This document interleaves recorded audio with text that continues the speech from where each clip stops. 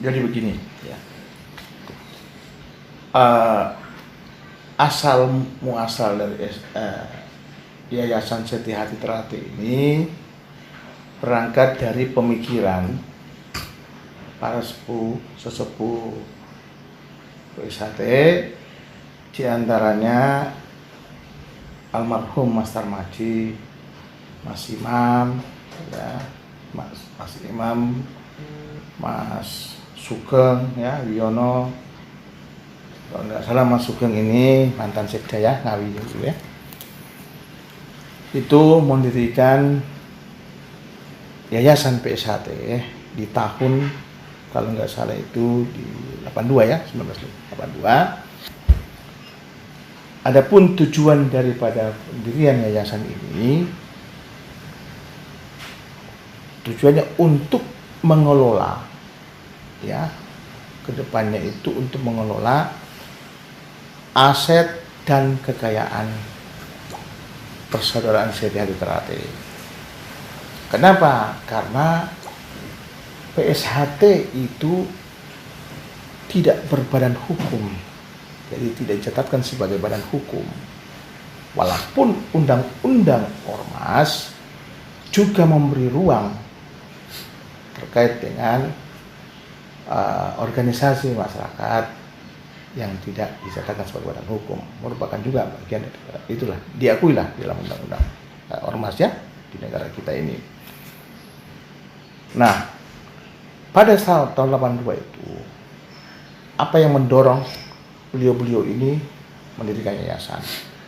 Karena guna untuk mendapatkan dengan cara membeli tanah, ya, tanah hak pokok Nambangan Kidul ya, itu dari, ya mungkin salah satu juga ada Mas Bagio TA juga, itu barangkali juga bagian daripada yang ikut terlibat di dalam proses itu ya. Tanah tersebut dibeli oleh PSHT dan diatasnamakan yayasan sebagai pemegang haknya. Kenapa? Karena ini HGB ya, kan? Kenapa diatasnamakan yayasan? Kenapa tidak bukan atas nama langsung Teratai PSHT? Karena PSHT tidak berbadan hukum ya. Itu. Nah, selanjutnya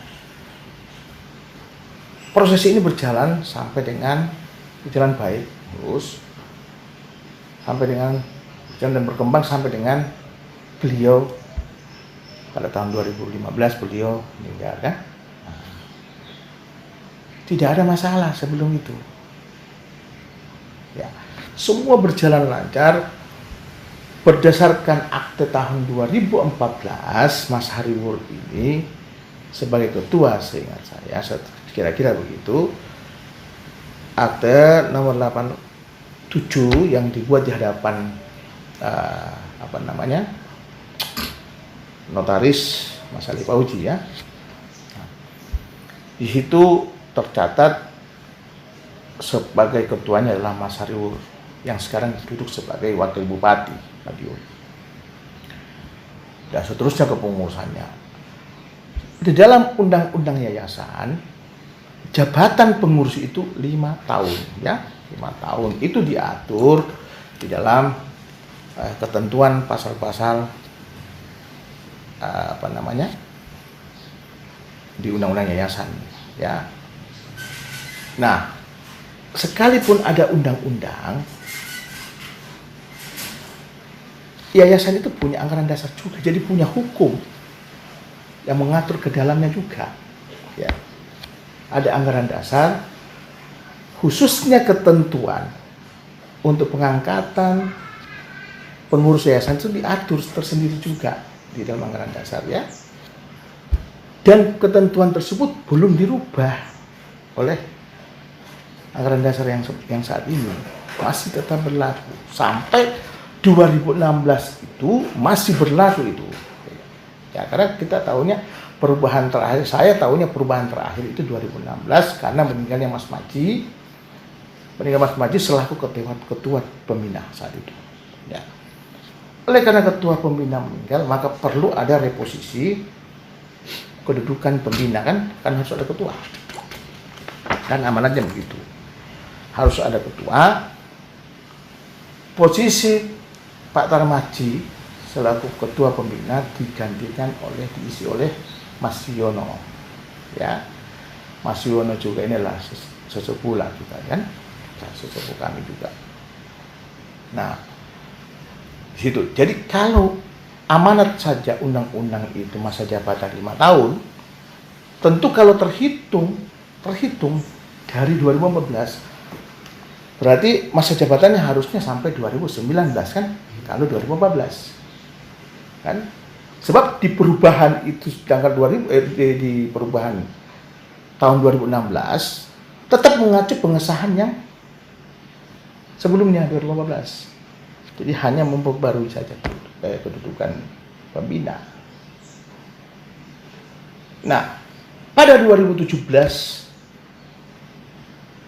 pasca Parlu 2016 PSAT, terjadilah perubahan kepengurusan yang dilakukan oleh pembina, di mana pembina saat itu juga termasuk Mas Isbiantoro selaku ketua Dewan Pusat.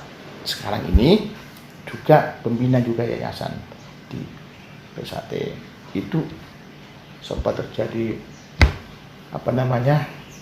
merasa tidak dilibatkan dan sebagainya dalam hal itu kan, walaupun memang ada bersurat dan sebagainya, tapi kan maksud dan tujuannya menurut beliau kan tidak paham juga apa tujuan itu kan.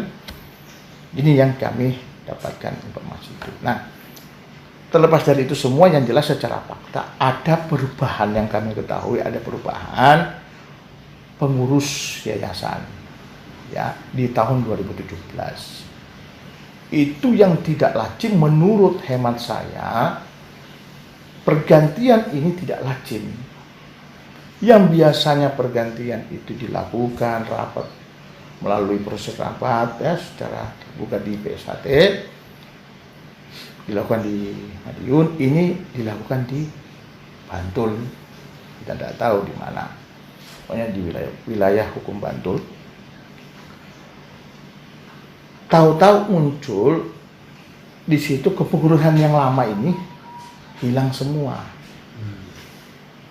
Dari Mas Hariwur sampai ke bawah itu hilang semua. Diganti orang-orang yang baru. Kami sampai saat ini belum tahu pemikiran daripada Mas Wiono selaku pembina saat itu. Saya belum tahu persis. Sehingga akibat dari pergantian peristiwa hukum tersebut menimbulkan perkara-perkara ya, gugatan dari Mas Is menggugat karena haknya dia selaku pembina. Dia juga menggugat kenapa? Karena dia tidak tahu kenapa kok bisa berganti kan, ada perubahan kok saya. Beliau pun juga digeser kan selaku pembina. Padahal ini orang-orang yang tahu sejarah yayasan, yang sudah bekerja membesarkan yayasan, yang digeser semua, diisi oleh orang-orang yang, mohon maaf dalam tanda kutip, banyak yang mengatakan bahwa orang-orang yang tidak pernah terlibat dalam kepengurusan, banyak itu ya. Seperti Mas Lanja kan tidak pernah muncul kan, panjenengan tahu sendiri kan mungkin baru tahu juga kan Mas Lanja di PSAT gitu. Tapi terlepas dari itu memang dia fakta beliau itu sebagai warga PSAT kan. Nah, terakhir ada 2 orang pengurus, yaitu Mas Andreas dan Mas Wahyu, menggugat di Pengadilan Negeri Madiun ya, dalam perkara nomor 34. Perkara 34 itu mereka berdua menggugat menuntut hak-haknya dia yang diberhentikan secara tidak senonoh lah ya, gitu ya.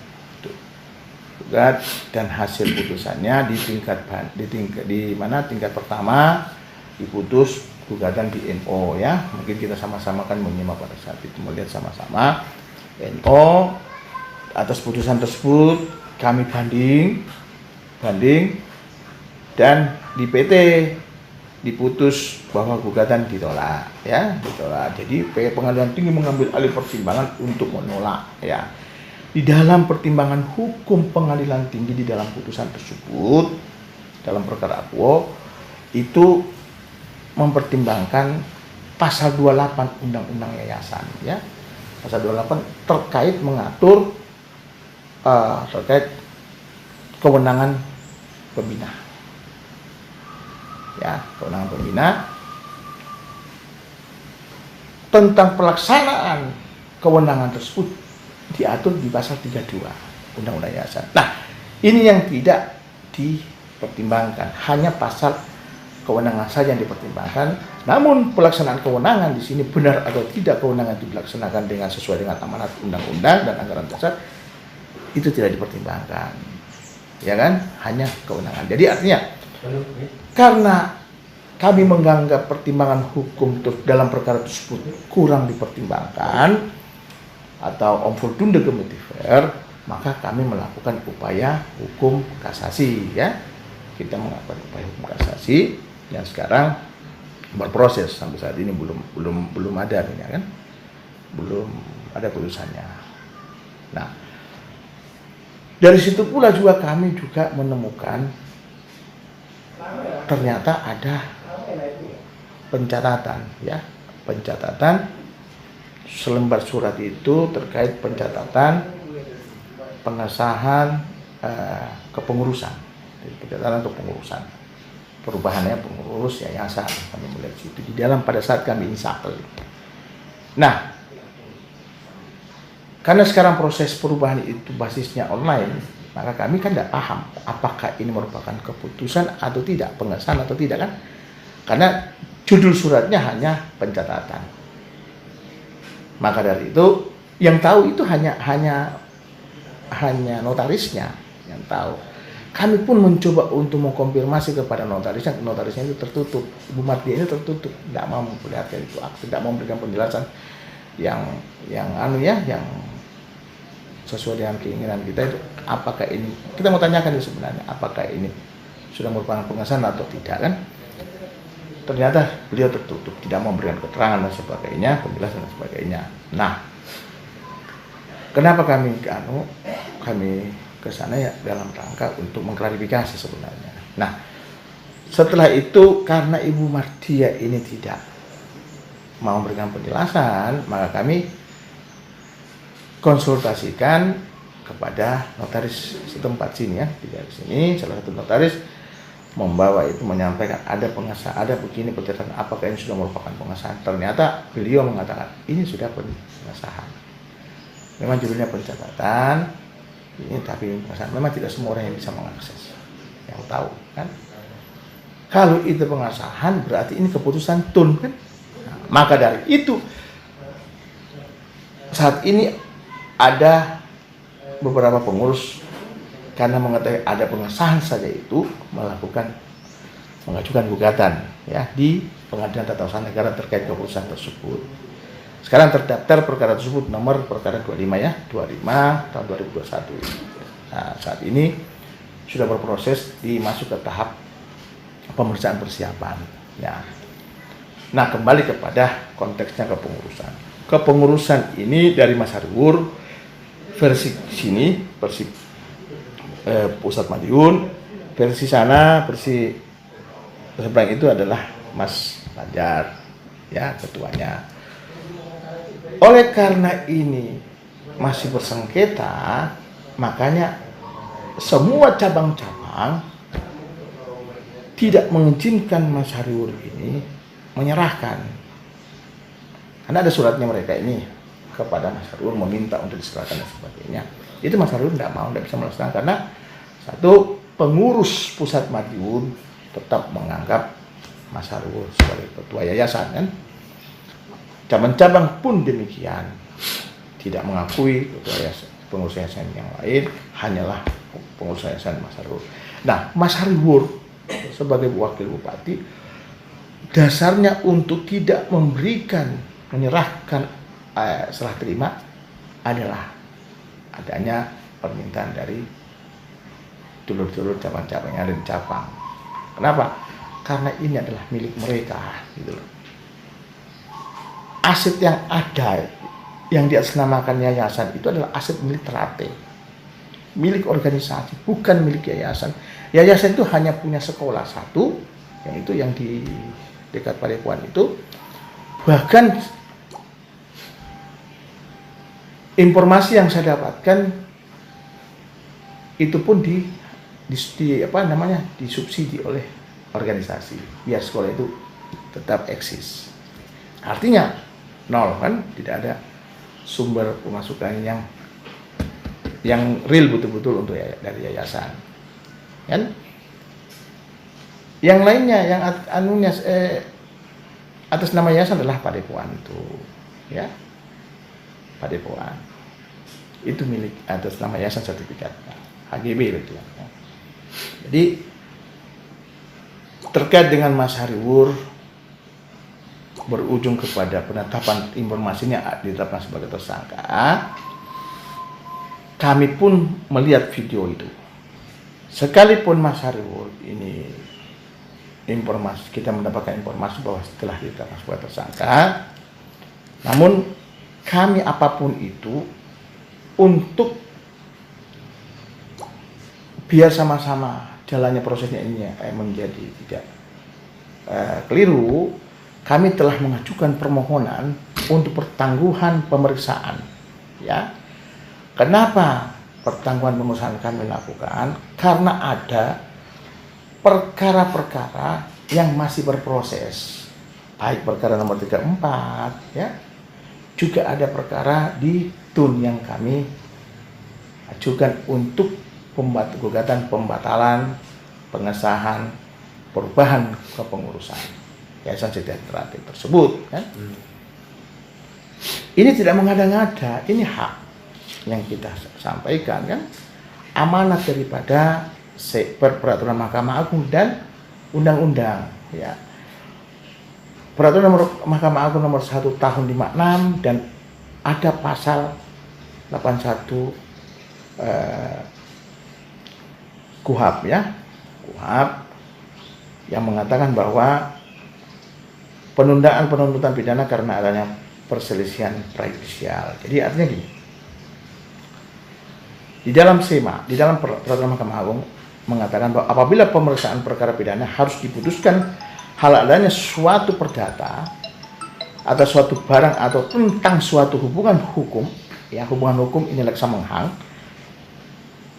ya, antara dua pihak tertentu, maka pemeriksaan perkara pidana dapat dipertanggungjawabkan untuk menunggu suatu putusan pengadilan dalam pemeriksaan perkara perdata. Nah, ini perdata yang berjalan ini, gitu loh.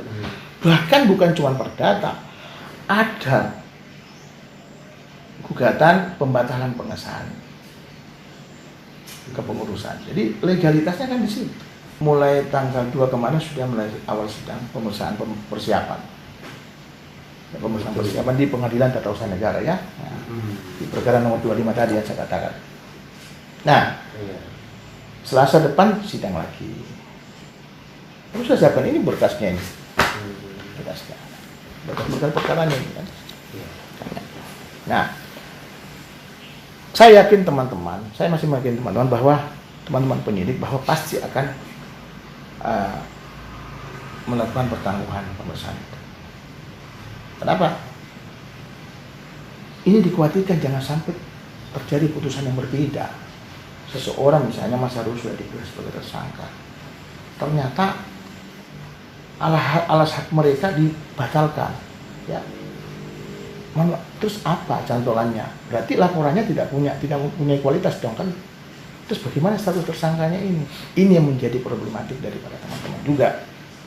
Yang jelas, perubahan pengurus ini telah menimbulkan perkara baik perdata, TUN, jadi kompleks sekali, pidana.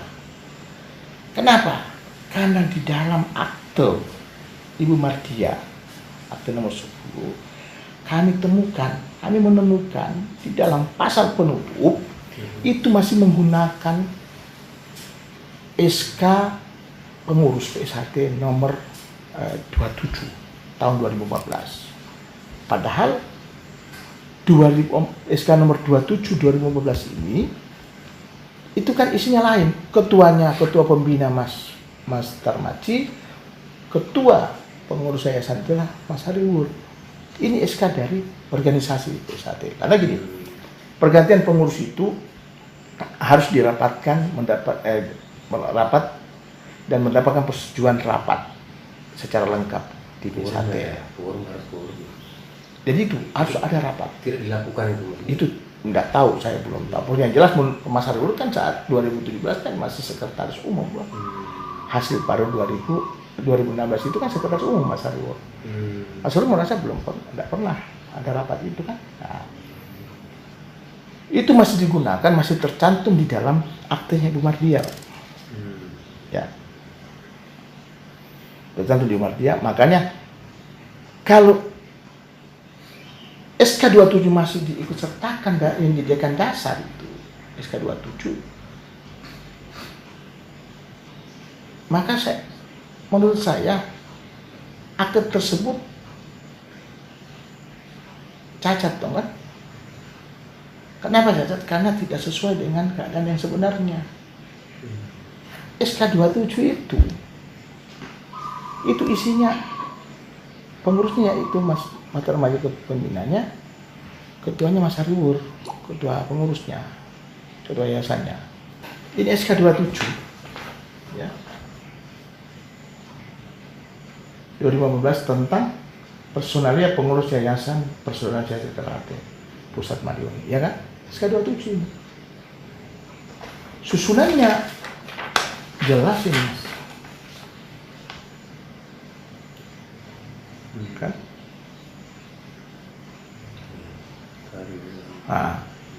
Nah, di dalam aktenya Ibu Mardia di dalam perubahannya ini disertakan menyampingkan pasal-pasal perubahan yang mengatur dalam perubahan lainnya, terus sesuai dengan keputusan ini. Kalau keputusan ini, SK ini, isinya ini. Sementara di aktenya Ibu Mardia itu ketuanya Mas Lanjar, pembinanya ketuanya Mas Yulang dan sebagainya. Itu Mas ya. Jadi, nah berangkat dari situlah, karena mudah-mudahan juga ini tidak salah juga kan, tidak punya dugaan. Kami akhirnya melaporkan dugaan tersebut, kan? Melaporkan di pihak yang berwajib melalui kepolisian Resort Kota Madiun. Dan sekarang laporan tersebut sedang berproses juga. Jadi pidananya ada. Itu Mas ya. Jadi memang perkara yayasan ini sangat rumit sekali ya. Jadi seolah-olah itu dikesankan rebutan anak dan sebagainya. Padahal Pak Hariwur ini tidak menyerahkan bukan karena kehendaknya, kehendak cabang-cabang. Ya, kehendak pengurus PSHT yang pemilik aset yang sesungguhnya kan. Nah, ini tidak menutup kemungkinan nanti akan terjadi lagi gugatan penegasan hak atas benda tersebut. Gitu loh. Itu terkait yayasannya. Memang saya pun mendengar bahwa ada yang mengatakan rame-rame di luar sana itu mengatakan bahwa sebentar lagi hari ini Mas Hariwur ditangkap sebagai tersangka, sebentar lagi Padepokan akan dieksekusi ya melalui aparat keamanan dan sebagainya kan. Nah, saya harus katakan dan mengajak semua pihak ini, mari kita sama-sama memberikan pencerahan hukum yang benar di masyarakat. Sebab apa? Yang namanya eksekusi itu bukan kewenangan kepolisian, karena ini kebendaan, perdata. Namun melainkan kewenangan pengadilan. Dalam hal ini ketua pengadilan selaku original jurisdiction di wilayah hukum Kota Madiun. Artinya ketua pengadilan Kota Madiun kan yang punya kewenangan mengeksekusi itu. Namun kalau ketua pengadilan menjadikan dasar eksekusi dijadikan dasar adalah putusan perkara yang ada, itu sangat pasti non executable. Kenapa? Karena tidak ada hubungannya sama benda ini. perkara ini tidak berbicara terkait siapa pemegang hak benda, tidak terkait itu. Kalau kita bicara eksekusi pengosongan, harus melalui perkara ada gugatan pengosongan. Ya, itu yang telah mempunyai kekuatan hukum tetap atau inkrah pan jurisde.